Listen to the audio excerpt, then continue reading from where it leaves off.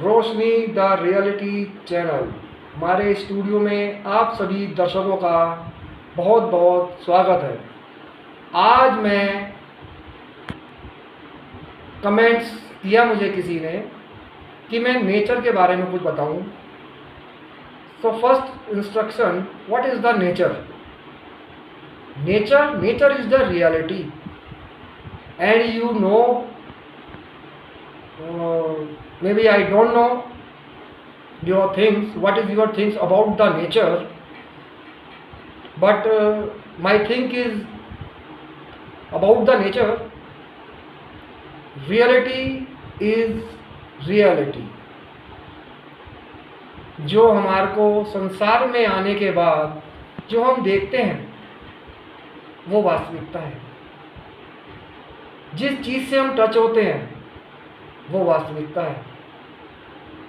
जब हम संसार में धीरे धीरे बड़े होने लगते हैं, धीरे धीरे हम जब बड़े होते हैं, जब हम जवान हो जाते हैं, तो कितने ही लोग इस चक्कर में लगे रहते हैं, इतने सोचते रहते हैं इसके बारे में कि वो एक्चुअली वो कंफ्यूज होते हैं।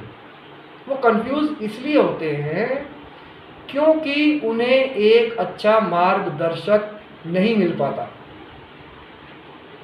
अब एक अच्छे मार्गदर्शक को एक इंसान कैसे ढूंढ सकता है? कितने महात्माओं को देखेगा वो? कितने महात्माओं के पास जाएगा? कितने तीर्थों पे जाएगा? कहाँ कहाँ जाएगा? किस किस की बात मानेगा? किस किस की बात सुनेगा?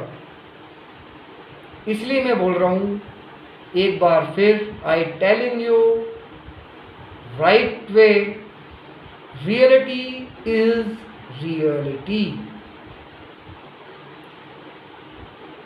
ये सूरज वास्तविकता है, चंद्रमा ये वास्तविकता है, ये तारे वास्तविकता है, ये धरती जिसको हम विज्ञान के द्वारा जानते हैं कि धरती पानी के ऊपर टिकी है। That is right, that's it, that is the main point कि उस पानी के नीचे क्या है। ये आकाश जो हमें दिख रहा है, ये हवा, जिस हवा से हम सांस लेके हम जीते हैं, एक ही सांस से हम ये शरीर त्याग देते हैं और दूसरी सांस से हमें शरीर मिल जाता है। चाहे वो शरीर किसी जीव का हो, जंतु का हो, किसी प्राणी का हो, किसी भी चीज का हो, एक सांस से हम गए संसार से, एक सांस से हम संसार में आ जाते हैं। यही एक भ्रम है कि हम जाते कहाँ हैं। कौन जान रहा है? जाने वाले को पता होता है या नहीं पता होता है? जो हमें बता रहा है क्या वो जानता है या नहीं जानता है? That is the main confusion point.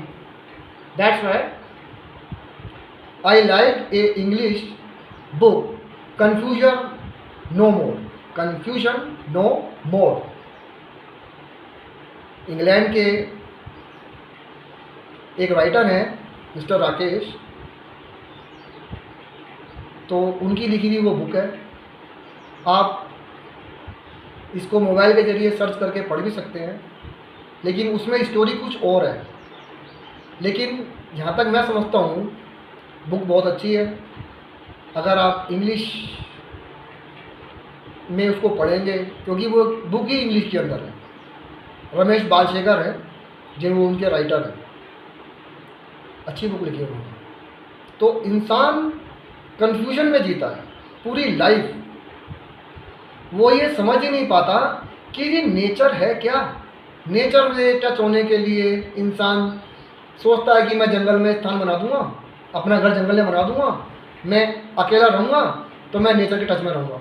Nature के टच में तो आप रहोगे, नेचर के टच में आप हर जगह रहते हो, सिर्फ हमारी मानसिकता होती है।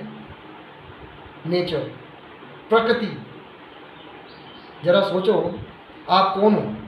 आप स्वयं एक प्रकृति हो, क्योंकि आपका जन्म हुआ, आपके जन्मदाता का जन्म हुआ, उनके जन्मदाता का जन्म हुआ, कोई तो एक ऐसा कुंडा है, कोई तो एक ऐसी संसार में एक ऐसी कड़ी है जहाँ से वो शुरू हुई।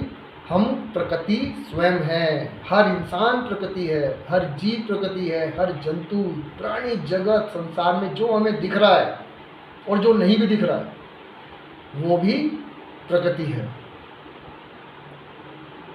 तो माय डियर फ्रेंड्स, ये प्रकृति को समझने के लिए हमको प्रकृति में जाना पड़ेगा। आई मीन टू से कि हमको अपने अंदर झांकना पड़ेगा, हमको ध्यान के द्वारा अपने आप को देखना पड़ेगा। जब हम अपने अंदर बैठे हुए इस जीव को, जो मैं ये बोल रहा हूँ, मैं देख रहा हूँ, मैं सुन रहा हूँ, मैं ये कर्म कर रहा हूँ, मैं भी कर रहा हूँ, संसार कर रहा है।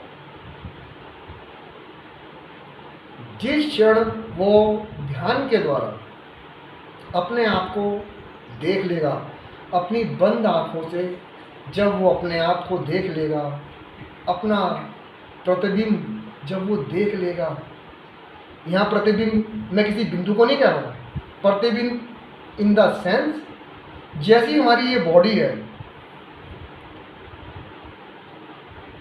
वही हमको दिखाई देता है, लेकिन उसमें सिर्फ एक रूप होता है।